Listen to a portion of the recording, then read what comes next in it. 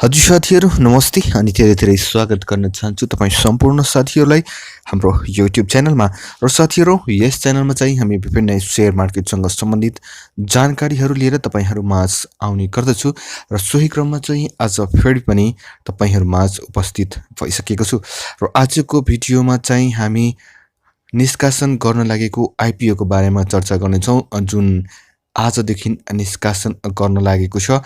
त्यो कम्पनीको नाम रहेको छ इमर्जिङ नेपाल लिमिटेड रहेको छ र यो कम्पनीले चाहिँ 5,55,600 किता IPO निष्कासन गर्न गइरहेको छ र मिति 2078 10/26 अर्थात आजदेखि मिति 2078 11 महिनाको 1 गतेसम्म यसको म्याद रहेको छ र यसको इस्युज म्यानेजर भनेको NIC एसिया क्यापिटल लिमिटेड रहेको छ र यो इमर्जिङ नेपाल सम्बन्धी सम्पूर्ण कारोबार विवरणहरु सम्पूर्ण त्यो चाहिँ NIC एसिया क्यापिटल लिमिटेड को जिम्मा रहेको छ र बाँडफाँड देखि सम्पूर्ण प्रक्रिया चाहिँ NIC एसिया क्यापिटललाई नै जिम्मा दिएको छ।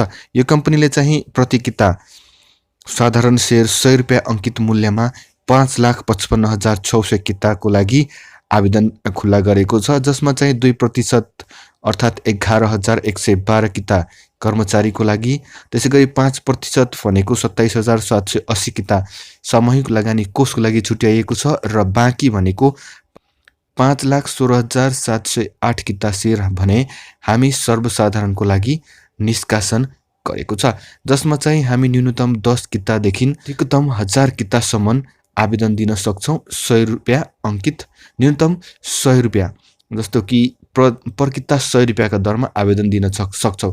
IPO निष्कासनका लागि गराइएको क्रेडिट रेटिङमा इक्रा रेटिङ नेपालले चाहिँ कम्पनीलाई इक्रा NPR BB+ रेटिङ प्रदान गरेको छ।